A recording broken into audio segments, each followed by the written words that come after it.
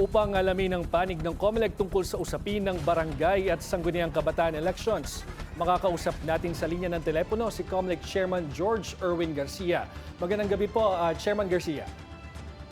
Magandang gabi, Sir George. Ma'am Ann, magandang gabi rin po sa ating mga kababayan. Well, Chairman, diretsahang tanong po, kayo po ba o ang COMELEC po ba ay pabor o hindi sa panukalang ipostpone itong SK at barangay elections? Siyempre po, Sir George, sa part ng Commission on Elections, wala naman po kaming posisyon dyan opisyal kung mapopospone o marireset sapagkat ang COMELEC ay nakapagpatupad lamang ng batas natin. Sa kasalukuyan, meron po tayong batas na nagsasabing December 1 ang susunod na barangay and SK elections at yan po yung ipapatupad namin. Subalit kung sakali po ito'y baguhin, magkaroon ng panibagong batas, yan po yung ipapatupad natin. Sadya po medyo mahirap yung kalagayan ng COMELEC sapagkat napaka-uncertain at this point kung matutuloy o hindi. Ganun meron din kami pinaghahandaan na kauna-unahang Bangsamoro parliamentary elections.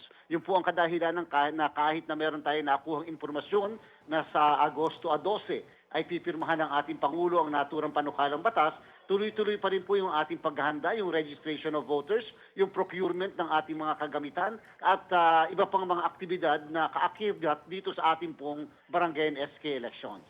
Chairman, sorry to press po, no? Pero alam kong sabi nyo nga, wala naman kayong magagawa kung ano yung itatakdaan ng pipirmahang batas.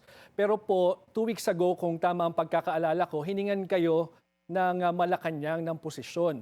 Ano pong posisyon ang ibinigay nyo sa Malacanang din?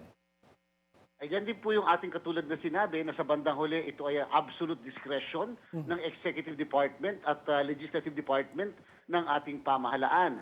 Sinabi natin din na bagamat medyo kapos tayo sa panahon sapagkat ilang buwan lang talaga ang binigay sa amin mula Mayo 12 na makapaghanda para sa ating pong barangay and SK elections, halos 6 na buwan at halos 4 na 5 buwan para sa Bangsamoro parliamentary elections. Talaga pong kapos sa mga ganyang panahon, kalimitan 1 taon ang preparasyon. Pero, just the same, hindi po kami tumigil at huminto. Yun po ang sinabi natin sa palasyo nung hiningan tayo ng kanilang komento. Kung mamarapatin nila na ito ay i-reset, then so be it. Kung ipapatuloy naman, December 1, tuloy-tuloy din po kami. At yan po yung naging maliwanag naman sa sinabi natin sa kanila. Sir, hingi lang din po kami ng update sa Bangsamoro parliamentary elections. Tuloy na po ba ito sa October? At ano po yung mga challenges na nakikita ninyo? Diyan po walang makakapagpahinto na sa kasalukuyan, maliban na lang kung merong restraining order mula sa Korte Suprema. Gusto natin igarantya sa ating mga kababayan dyan sa Bangsamoro. May mga duda kasi na baka daw hindi matuloy, baka medyo mariset na naman, ay tuloy na tuloy po.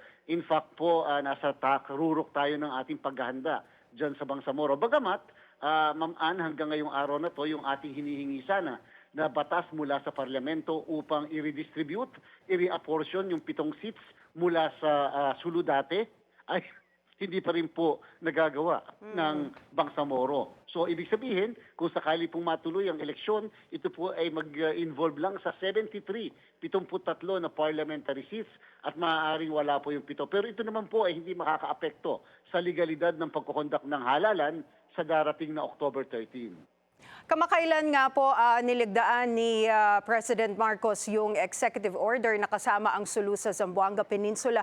Ano po ang magiging implikasyon nito sa idaraos na BARM elections? And posible ho bang humaba pa ang BARM transition dahil sa bagong executive order na ito?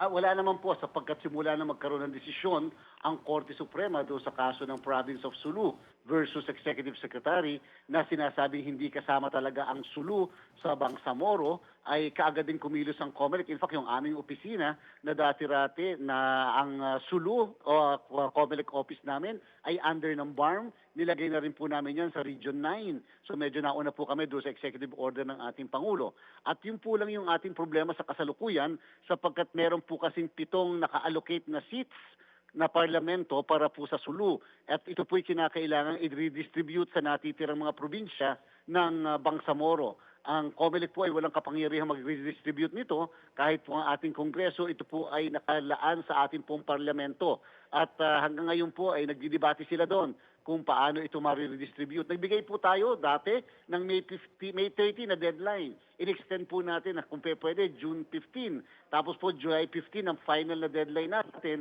kasi nga po ang eleksyon sa Bangsamoro, Ma'am Ann, ay automated po ito, hindi po ito manual. And therefore, kailangan mailagay namin yung mga pangalan ng kandidato sa balota na iimprenta. All right. Maraming salamat, COMELEC Chairman George Erwin Garcia.